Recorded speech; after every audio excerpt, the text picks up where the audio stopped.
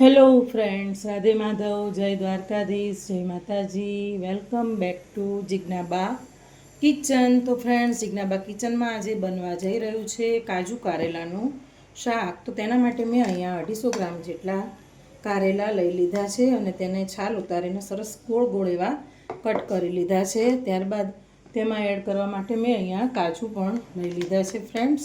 અને તેમાં એડ કરવા માટે મેં અહીંયા 1 નંગ ડુંગળી પણ લઈ લીધી છે.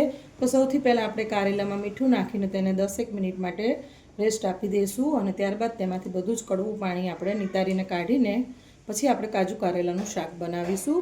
તો ચાલો ફ્રેન્ડ્સ, પહેલાં આપણે આપણા કારેલામાં મીઠું એડ કરી દઈએ. તો ફ્રેન્ડ્સ, તમે જોઈ શકો છો કે અહીંયા આપણે કારેલામાં મીઠું એડ કરી દીધું છે અને કારેલાને આપણે મીઠાથી આવી રીતે કોટ કરી લેવાના છે.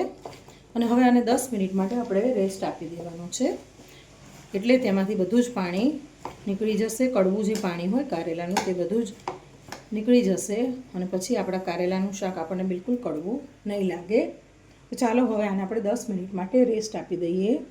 ફ્રેન્ડ્સ, તમે જોઈ શકો છો કે આપણા કારેલા મીઠામાં એકદમ જો આવી રીતે તેમાંથી બધું પાણી, જે કડવું પાણી હોય તે મીઠાના લીધે જો ફ્રેન્ડ્સ આવી રીતે બધું નીકળી જશે. અને હવે આપણે આપણા કારેલાને ધોઈ લઈશું. સાદા પાણીથી તેને ધોઈ લેવાના છે અને ત્યારબાદ આપણે તેનું કાજુ કારેલાનું શાક બનાવી લઈશું. તો જો ફ્રેન્ડ્સ, બધું જ પાણી આવી રીતે તેમાંથી રિલીઝ થઈ જાય છે. ફ્રેન્ડ્સ, તમે પણ આવી રીતે કાજુ કારેલાનું શાક બનાવજો, ખૂબ જ સરસ બનીને તૈયાર થાય છે. તો ફ્રેન્ડ્સ, અહીંયા આપણે કાજુ કારેલાનું શાક કુકરમાં વઘારવાનું છે. ખૂબ જ ઇઝી રીતે મસ્ત એવું ટેસ્ટી એવું શાક બનીને તૈયાર થઈ જાય છે. તો જો ફ્રેન્ડ્સ, અહીંયા મેં સરસ કુકર લઈ લીધું છે. તેની અંદર મેં અહીંયા તેલ નાખી દીધું છે. હવે તેલને આપણે આવવા દઈશું. તેલ આપણું આવી જાય એટલે તેમાં સૌથી પહેલાં આપણે કાજુને ફ્રાય કરીને કાઢી લેવાના છે. તો ફ્રેન્ડ્સ, હવે આપણું તેલ આવી ગયું છે. તેમાં આપણે સૌથી પહેલાં કાજુ તળી લેશું.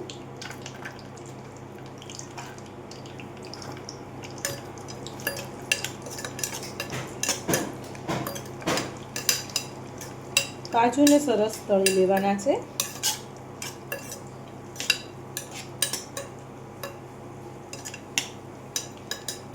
અઢીસો શાકમાંથી 2 થી 3 જણ કાજુ કારેલા ખાઈ શકે છે.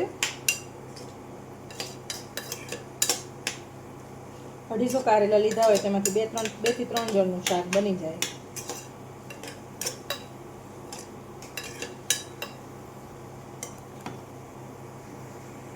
તો ફ્રેન્ડ્સ, તમે જોઈ શકો છો કે આપણા કાજુ સરસ ગુલાબી કલરના થઈ ગયા છે. હવે તેને આપણે બહાર કાઢી લેશું.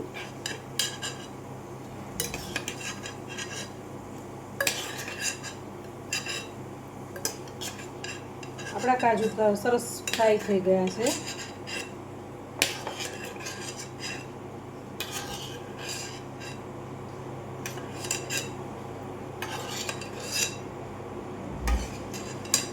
હવે આપણે કારેલાને વઘારી લેવાના છે. સૌથી પહેલાં આપણે રાઈ એડ કરીશું. ત્યારબાદ તેમાં આપણે જીરું એડ કરીશું. ત્યારબાદ તેમાં આપણે હિંગ એડ કરીશું. અને અહીંયા મેં નાનકડી એવી 1 ડુંગળી સુધારીને લઈ લીધી છે, તે અંદર એડ કરી દઈશું. ફ્રેન્ડ્સ, એકદમ ઇઝી રીતે કારેલાનું શાક બની જાય છે, કાજુ કારેલાનું. હવે આપણે આ ડુંગળીમાં જ આપણે બધા મસાલા કરી લેવાના છે. તો ફ્રેન્ડ્સ, અહીંયા હું લસણવાળું મરચું એડ કરીશ. ખાસ તમે જે રીતે ખાતા હોય તે રીતે તમારે મરચું એડ કરવું. ત્યારબાદ ફ્રેન્ડ્સ, તેમાં આપણે હળદર એડ કરીશું. ત્યારબાદ તેમાં ધાણા જીરું એડ કરીશું. ધાણા જીરું અહીંયા આપણે 2 ચમચી જેટલું લઈશું. બધું સરસ મિક્સ કરી દેવાનું છે. મરચું તમે જે રીતે ખાતા હોય તે રીતે નાખવાનું અને મીઠું પણ તમે જે રીતે ખાતા હોય તે રીતે તમે મીઠું એડ કરી શકો છો. આ બધો જ મસાલો આપણે સોટે થવા દેવાનો છે. તો ફ્રેન્ડ્સ, હવે આપણો મસાલો સરસ સોટે થઈ રહ્યો છે અને તેમાં આપણે થોડો કિચન કિંગ મસાલો એવરેસ્ટનો આવે છે તે એડ કરી દઈશું. આનાથી ટેસ્ટ ખૂબ જ મસ્ત આવે છે. ત્યારબાદ તેમાં આપણે મીઠું એડ કરીશું. મીઠું તમારે તમારા સ્વાદ પ્રમાણે એડ કરવું. અહીંયા હું કારેલાના ભાગનું પણ મીઠું એડ કરી દઉં છું.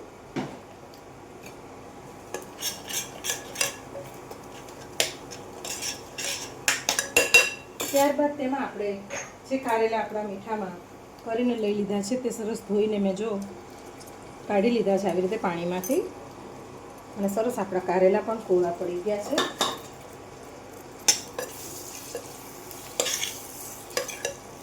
તેને પણ આપણે તેલમાં એડ કરી દઈશું.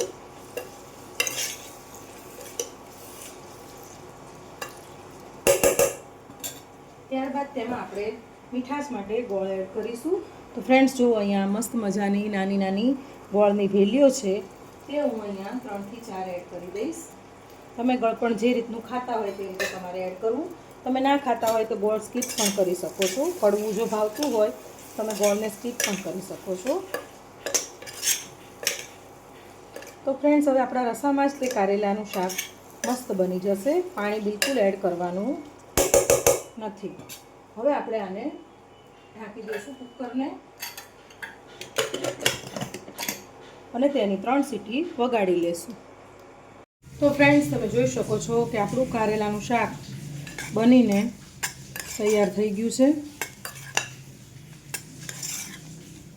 હવે આપણે ગેસની ફ્લેમને પાછી ધીમી ધીમી ચાલુ કરી દઈશું.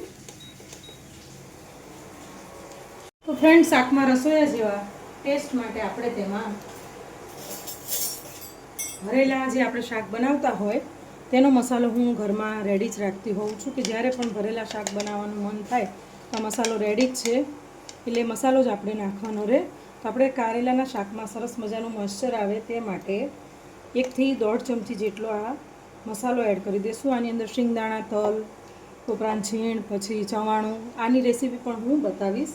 જ્યારે મારે ખલાસ થશે ત્યારે હું પાછું ફરીથી બનાવીશ તો હું તમને આની રેસીપી બતાવીશ. તે બધું મેં નાખીને અહીંયા સરસ મજાનો મસાલો રેડી કરી લીધો છે. તો જો ફ્રેન્ડ્સ આપણા શાકમાં સરસ તેનાથી મોઇશ્ચર આવશે અને એકદમ રસોયા જેવું શાક બનીને રેડી થાય છે. ત્યારબાદ તેમાં આપણે કાજુ એડ કરી દેવાના છે.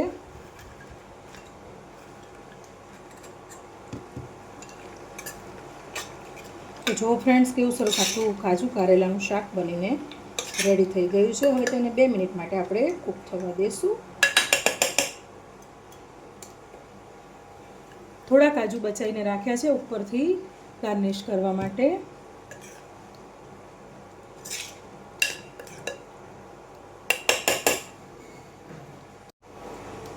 તો ફ્રેન્ડ્સ તૈયાર છે આપણું સરસ મજાનું કુકરમાં કાજુ કારેલાનું શાક. એકદમ મસ્ત રીતે બનીને રેડી થઈ ગયું છે. રસોયા સ્ટાઇલથી પણ બન્યું છે અને એકદમ ઇઝી રીતે બનીને તૈયાર થઈ જાય છે. તો ફ્રેન્ડ્સ તમારે મારા આવા વિડીયો અનેક વાનગીના અને નવા નવા વ્લોગ જોવા હોય તો મારી ચેનલ જિજ્ઞાબા કિચનને લાઇક, શેર અને સબસ્ક્રાઈબ કરજો, અને મારા ફેસબુક પેજને પણ લાઇક, શેર અને સબસ્ક્રાઈબ કરીને ફોલો કરજો. તો ફ્રેન્ડ્સ ચાલો ફરીથી મળીશું નવી એક વાનગી સાથે જિજ્ઞાબા કિચનમાં. રાધે માધવ, જય દ્વારકાધીશ, જય માતાજી. Bye bye and C you soon.